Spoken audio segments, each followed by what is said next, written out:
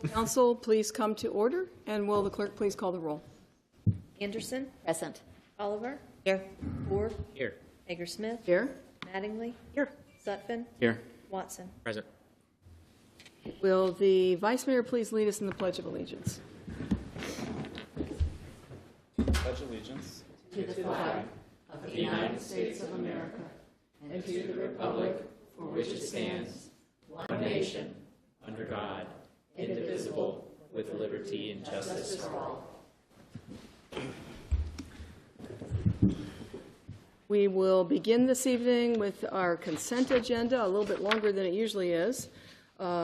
It begins with approval of Town Council minutes for December 3, 10, and 17. A Resolution 1A25 to transfer appropriations to the fiscal year 2024-2025 operating budget from prior fiscal year encumbrances. A Resolution IB25 transferring funds between capital projects in the General Fund, VDOT Revenue Sharing Fund, and Stormwater Fund, returning funds from closed capital projects to the General Fund balance and Stormwater Fund net position, and de-appropriating unanticipated VDOT revenue sharing funds. We have also Ordinance 2062, rezoning 2.8 acres of land at 801 North Main Street, 800 block of Cabrich Street, 100 block of Winston Avenue, and 900 block of Progress Street from general, commercial, and R5 transitional residential district to planned residential district zoning. We will schedule that public hearing for February 11th. Ordinance 2063, vacating plus or minus 2,000 square feet of town-owned alley right-of-way between the 800 block of Cabrich Street and the 900 block of Progress Street Northwest. The public hearing for that will also be February 11th. Conditional use permit request to use an alley for non-single unit residential dwellings between the 900 block of Cabrich Street and the 900 block of Progress Street Northwest. We'll schedule the hearing for February 11th. We have also Ordinance 2072, authorizing the town manager to enter into a regional tourism agreement, and we are scheduling that for February 11th for further conversation. Ordinance 2074, authorizing the acceptance of real property located at 2700 Meadowbrook Drive and the subsequent lease of the property thereon, and we will have a public hearing for that on February 11th. Also, Blacksburg Fire Officers and Blacksburg Rescue Squad Officers for 2025. We will confirm this slate that has been provided us. What is Council's pleasure on the consent agenda? I move that we approve the consent agenda. Second. We have a motion and a second. Will the clerk please call the roll? Oliver. Aye. Ford. Aye. Hager-Smith. Aye. Mattingly. Aye. Sutphen. Aye. Watson. Aye. Anderson. Aye. We had public hearings scheduled for this evening, and the very first, item A, has been postponed. So we want to take a vote this evening to schedule that along with other public hearings for February 11. And that ordinance is 2068, rezoning 1.5 acres of land at 402 Clay Street from R5 transitional residential to planned residential zoning. Do we need a motion? We need just a motion? Okay. Yeah. I move that we reschedule Ordinance 2068 for February 11th, 2025 for the public hearing on that date. Second. Okay, we have a motion and a second. Will the clerk please call the roll? Ford. Aye. Hager-Smith. Aye. Mattingly. Aye. Sutphen. Aye. Watson. Aye. Anderson. Aye. Oliver. Aye. We will move on now to our recommended capital improvement program for the fiscal year to come, and 5 years there and 5 years out. And we'll begin with a staff presentation. I want to make clear before we get started that action on this CIP will be considered in the last meeting of January, which is the 28th. But let's start with our presentation. Right. So we'll take public comment tonight, and then council can discuss any of those comments at your work session next week and then the following week. Yeah. We presented you the recommended capital improvement program back at the end of November. And we've gotten into more detail at the last couple of work sessions, the end of the year and early this year. Just as the highlights, the CIP is a 5-year financial plan for the town. It takes a look at major expenditures that are coming in the future, capital projects, equipment purchases, and any large operating costs, and projects those and puts a 5-year plan together. And then council, when you approve the CIP, you're not actually appropriating the money. You'll appropriate those monies when you vote on the operating budget later this year. It also identifies the funding sources and any potential budget impacts of these larger expenditures, and also links council's strategic goals, the comprehensive plan, the budget process, and then citizen input to help prioritize these major projects. As part of this, we start to look at both the expenditures and the projections for the upcoming year and the 5-year period. As expected, we're continuing to see the impacts of inflation, even though that's settled down since the pandemic. But costs are continuing to rise, and we're seeing costs continue to rise in capital projects. Construction costs continue to remain high, so we factor that into our planning. And we also start to look at any operating costs that we're expecting to increase over the next 5-year period. We also take a look at our revenue sources. Our revenues have returned from the pandemic. We had a slight dip in revenues during the pandemic. They've recovered, and we're also projecting moderate growth over the next year. Just a summary. This is projects over the 5-year period. So 133 projects, just under $170 million over that 5-year period. And you can see how it's broken down by the town's different budgetary funds. 19 of those projects are projected to be bonded, which are financed projects, typically financed over a 20-year period. And those are typically pieces of infrastructure, buildings, things of that nature that have a life that's longer than that 20-year period, similar to getting a mortgage on a home. This just shows that same information in graphical form. So you can see roughly 40% of the projects are in the general fund, where most of the town services are provided. About 40% are in the transit fund, and the bulk of the transit fund is the purchase of vehicles. And then you can see how the projects in the other funds are much smaller. I'm not going to hit all these. There's a lot. This is just some highlights of some projects. The major discussion we had this year was at looking at the Progress Street parking deck. That's the parking garage that's planned downtown, and then looking at doing renovations to the town's athletic fields. So the previous CIP showed the parking deck as a multi-story, much more expensive parking deck, and getting close to $25 to $30 million. We reduced that down to an over-under deck, and design construction, roughly $7 million or so, and that's projected a few years out. We also have a major project to look at the town's athletic fields, and that's a lot of our fields were built 20, 30 plus years ago. Field standards have changed, and we need to go in and essentially do an extreme makeover of a lot of those fields. That number should cover everything we want to do. We haven't identified all those specifics yet. We'll identify those specifics over the next year or so, working with the community, and then we'll have a more refined budget number as we get closer to doing that project. Draper Road streetscape improvements, we just did the temporary improvements. We did some things during COVID. We kind of refreshed some of those improvements this past year to hold us over until we can do the big facelift on Draper Road a few years out, and that's about just under $10 million. We have $187,000, a little over, for restoration of the St. Luke and Oddfellows Hall. We've had a working group that's been working just over a year on that with stakeholders from the community. They've worked hard to come up with a good list of recommendations for what needs to happen there, and we're about to finalize that here probably this week. We should be able to finalize those recommendations, and then we'll bring those to council. And that budget number should cover those projects. We have money to finish out the Meadowbrook Trail. The first phase is going to be constructed with ARPA funds. That's ARPA funds that we currently have. This will be the second phase. It'll be a couple of years out. We have some more money to finish out the build out of the South Point Park on the south end of town. We have funding for a downtown restroom in the vicinity of the Farmers Market Armory area, somewhere in that area where there's a lot of demand, especially on farmers market days.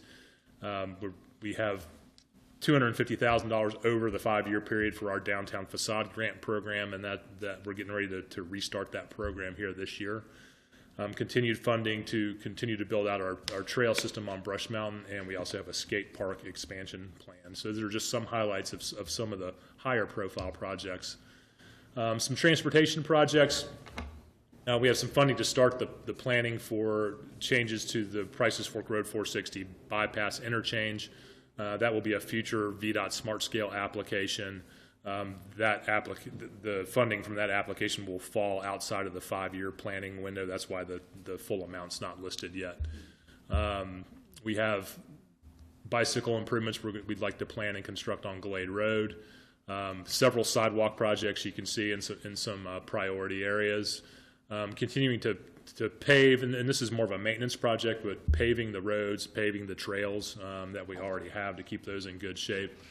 And then bicycle infrastructure improvements. This is to do striping on roads as we do paving over the years. And looking at utilities, we have a couple of sewer projects here highlighted, a couple of water projects here highlighted, and then some stormwater projects. And this is to keep our utility systems up and running. Just as you hear on the news about the aging infrastructure in America, that's no different here in Blacksburg. And we have to keep up to date with our aging water and sewer infrastructure to keep that functioning. And then in Blacksburg Transit, as I said, the bulk of their projects are replacing their buses, so about $32 million in bus replacements over the 5-year period. Most of those buses are going to be electric, so you can see we're also adding electric bus charging infrastructure. So we have charging infrastructure at our transit facility. We're also going to be adding some en-route charging infrastructure over the years to top the buses off. And then a significant amount of the CIP is maintenance oriented. So it's maintaining the infrastructure that we already have, whether that's facilities, buildings, roads, sidewalks, water and sewer infrastructure, stormwater, equipment depreciation. That keeps our vehicle and equipment fleet current and up and running. So we essentially take a vehicle, set aside funding over the useful life of that vehicle, so we have funding available to replace it once it's at the end of its useful life. And we do the same thing with building systems, HVAC systems in our buildings. So that's what those. So these projects are all maintenance-oriented projects. This is the schedule we followed. So we introduced the CIP back in November. We discussed it at several work sessions. We'll hold the public hearing tonight, take public comment. You all have a work session next week. We can discuss the public comment at that work session, make any tweaks if we need to, and then it'll be available to vote on the CIP on January 28th. So with that, if there's any questions, I'll be happy to answer them. Thank you. At this point, I'd like to invite public comment. Please, if you have remarks about the capital improvement program, please come to the microphone and state your name and your address, please. And this little clock here will give you 3 minutes.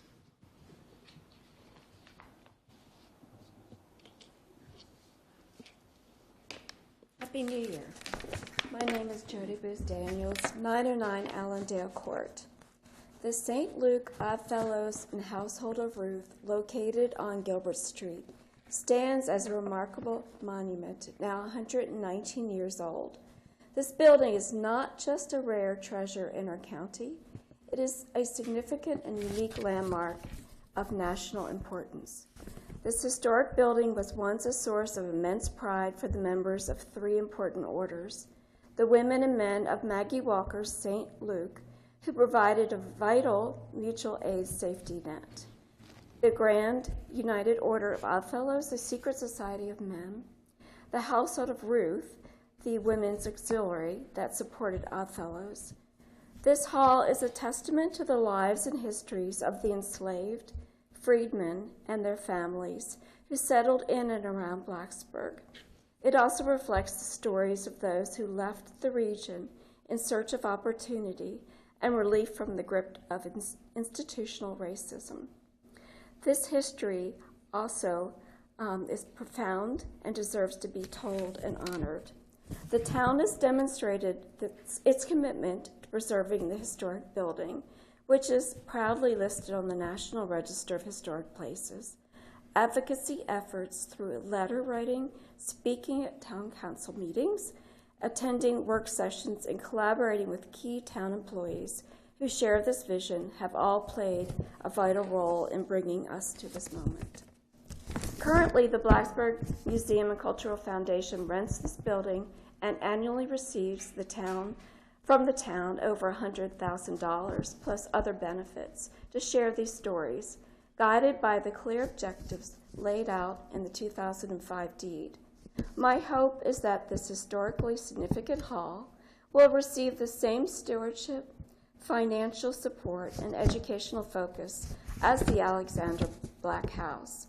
It's worth noting that the Alexander Black House, while beautiful and well-maintained, is not on the National Register of Historic Places and does not share the same level of rarity and cultural importance.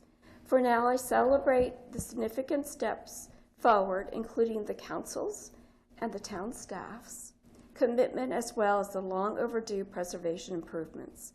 Let us continue advocating for stewardship, equal stewardship, so that this hall can fully assume its rightful place as a cornerstone of our region's history and cultural identity. Thank you for your time.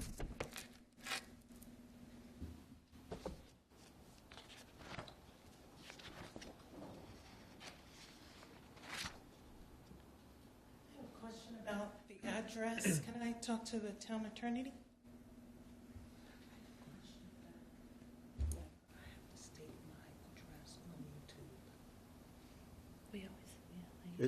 It's kind of, if you don't want to give your address, that's fine. Just give your name, and that's no problem at all. Okay. I know it's on YouTube now, and I don't feel comfortable. Okay. Good evening. I am just here to express. Could you give your name, Heather? Oh, yes. My name is Heather Nicholson, and I live right outside of Blacksburg. I wanted to express my appreciation for the working group, to the town council, to the town staff, for working over the course of the year to really think through thoughtful recommendations for the further preservation of St. Luke's and Oddfellows Hall. I had the great fortune of spending the last 5 months in DC and visited all the museums. But the thing that was most noteworthy to me was walking throughout the city and seeing all of the plaques and landmarks to members of the African American community that demonstrates our inclusive shared history and really preserves an undertold narrative. I think that is what St. Luke's and Oddfellows does. It gives not only residents, but our students and visitors an opportunity to experience the richness of Blacksburg history and the untold stories of community members who have contributed to that history. The men and women, the African men and women who lived in that neighborhood and who envisioned and built that building through collective, cooperative economics. It speaks to shared wealth, shared prosperity, and community over competition. And I think that aligns very well with Blacksburg's strategic goals, community engagement and well-being. So I think that the town and the museum really have a rich opportunity here to see that very small site as a large opportunity to go through the archives. There's so many stories there that connects not only our history here in Blacksburg, but our history throughout the Commonwealth and throughout the nation. Thank you. Thank you.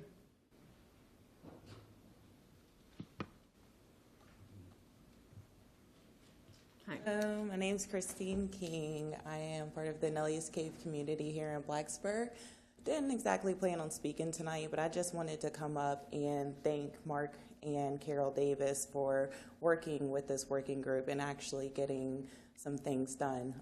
It was actually quite a great feeling to see St. Luke and Oddfellows Hall incorporated into this budget. So people are listening and things are moving forward. That's all I have to say. Thank you. Who else would like to speak?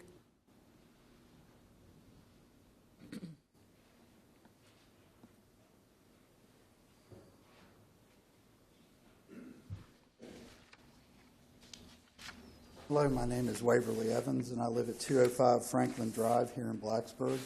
I came here to speak on another issue, but when I saw the CIP, going through the CIP, there were a couple of questions. It's like, so it's $7 million for a parking garage, but it's $9 million for improvements to Draper Road.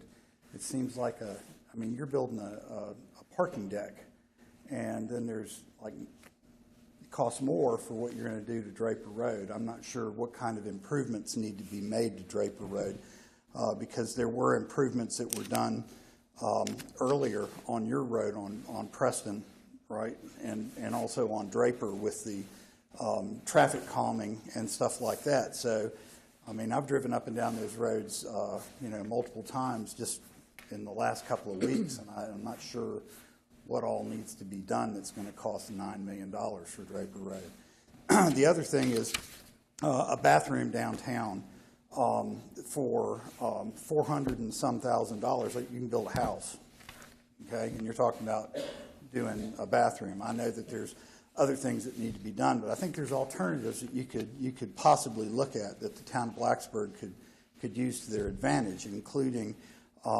trailers, portable bathrooms that you see at different events, music events, sporting events, and things like that. They're air conditioned, and they're pretty much like the Taj Mahal inside. If you've ever been in some of these, they're really nice.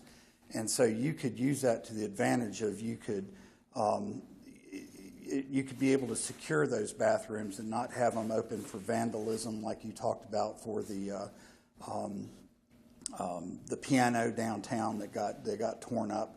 Well, you have something like that downtown, and it's going to be used for other things unless it's locked up at certain hours. So I think that you may want to look at some alternatives rather than building a facility that's just a standalone, like brick and mortar store would be.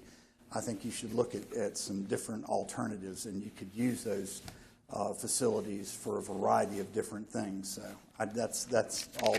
But it just kind of struck me that the parking deck went down from, you said 30 million? 25-ish. About 25 million to 7 million for just a one level and a park under, and then it's like more for Draper Road. So it just seemed kind of out of kilter. But that's all. Thank you for your time. Thank you. We'll have open citizen comments after this portion, so there will be another opportunity to speak to topics. Yeah. Would anybody else like to speak to the capital improvement program?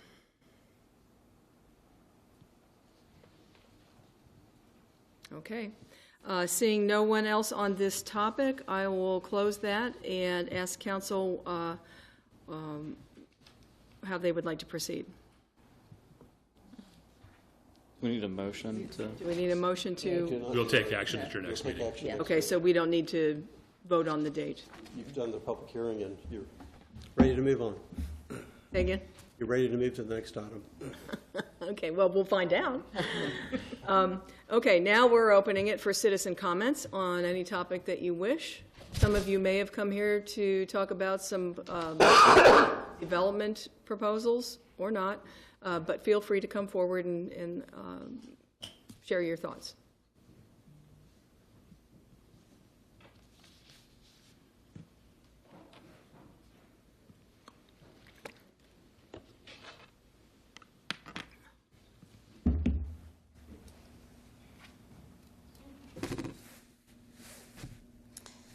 Good evening. My name is Renee Coolman, and I have the pleasure of living at 500 Stonegate, which is at the intersection of Cambridge and Stonegate. So I'm here tonight to talk about the proposal which just passed recently, the Planning Commission at 801 North Main Street.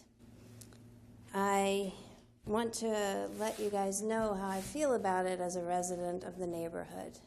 I think that it is outsized, and I don't think it belongs in that particular area. I feel like the increase of traffic is really inappropriate for that particular intersection. I think I have enough trouble getting from my house, which is at the intersection of Cambridge and Stonegate, to Main Street, going down Cambridge. And I don't know if you guys have been down there lately, but it's basically a one-way street because of all the parking that is on either side of it. So I'm not only concerned about the amount of traffic that it will put into my neighborhood, where I live as a resident of Blacksburg for 17 years, but I'm also concerned about the level of traffic that it will place on Main Street. And I understand that there have been traffic studies that show that there isn't going to be an impact, but you only have to actually walk that area when the students are in town to understand that that's already an impacted area, and that adding more people and cars to that particular intersection is not a good idea. So that's one concern I have. The other concern is that the information that the person is giving forward, or the public benefit that this is supposed to be bringing, would be to help increase affordable housing and sustainability of Blacksburg. If you all are going to continue to have this type of fund, I urge you all to put in place whatever rules or regulations or law needs to be put in place to make sure that there's a formula for this, because I think at $147,000 per floor that the Affordable Housing Fund is getting is not enough money for that particular thing. Like the gentleman was just saying, maybe for $450,000 you could build a house in Blacksburg. I don't know where, but I also think that $147,000 per floor is not enough. So I want to conclude by saying I want you all to take a real hard look at the traffic that would increase, and also the impacts that that would have on the residents of that neighborhood. So thank you for your time. Thank you.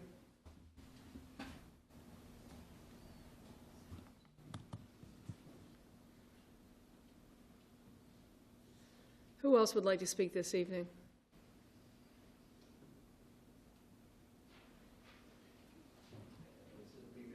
You're not shy.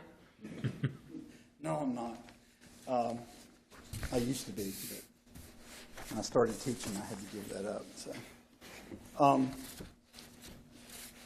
my name is Waverly Evans. I live at 205 Franklin Drive in Blacksburg, Virginia, and I wanted to talk about the proposed rezoning and the project that's going to be what we were just talking about down on Cambridge Street. I agree with what she says about the congestion, the traffic, but there's several designs of this project that seem to run amok. But first off, I want to talk about, I think people ought to know out there in TV land that this is being developed by an LLC that's out of Delaware. It was just incorporated about 8 months ago, and it's LV or LLC, and it's owned by LV Collective, which is a large building company that goes and builds a lot of student housing. And their stats are that they have developed 10,000 student and multifamily beds, and they've been the winner of Student Housing Development of the Year 3 times. By their own words, they're designers of disruption, disruptive minds at work, and curators at the core, to the core. And some of the projects that they've done in other places are in Athens, Georgia, Austin, Texas, Atlanta, Georgia, College Park, Maryland, College Station, Texas, Gainesville, Florida, Phoenix, Arizona, Columbus, Ohio, Tempe, Arizona, West Lafayette, Indiana, and Ann Arbor, Michigan. And their mission statement, which is really fun to read, is to create experience-based environments that encourage personal growth and foster the formation of relationships and memories that will last a lifetime. Now, when I was teaching over in Pamplin, and especially when I did my MBA, we were given a project to write a mission statement. And this sounds like if I said, write me a mission statement for a really bougie, bitchin' place to live, okay? So that's what I think of that. But along with what she was saying, I think it's important to know that the population by the U.S. Census for Blacksburg is 45,485, and of that, 43% of the people in Blacksburg live at the poverty line or lower. Okay, so that would be 19,000 people in Blacksburg live at the poverty line or lower by the U.S. Census's estimate. So I just think that there's a number of things you got to look at if you're going to talk about having affordable housing for people. I would hope that there would be some way of making this affordable for people, because it's exactly what you talk about. It's in a wonderful place that they can get on the bus. They have transportation. It's not far from downtown. I just think that there's a lot of things to look at, and also what type of retail is going to be brought in, because it's always mixed. It's mixed family, and then we're going to have retail on the bottom. Well, you look around Blacksburg and look at all the retail stores that are empty. So I know I'm over, but there's a lot of things to consider. So I'll probably be back to pick this up later on the next time. So Okay. thank you. Thank you. Thank you for coming out. Anybody else? Okay, seeing no one, I will close citizen comments, and we have an appointment this evening, and that is to appoint Matthew Wright to the Blacksburg Recreation Advisory Board. And let's take a vote on that. I move that we appoint Matthew Wright to the Blacksburg Recreation Advisory Board. Second. We have a motion and a second. Will the clerk please call the roll? Hager-Smith, Aye. Mattingly, Aye. Sutphen, Aye. Watson, Aye. Anderson, Aye. Oliver, Aye. Ford. Aye. Do we have unfinished business this evening? How about new business? New business? Council announcements? Okay, in that case, we are adjourned. Thank you for coming out.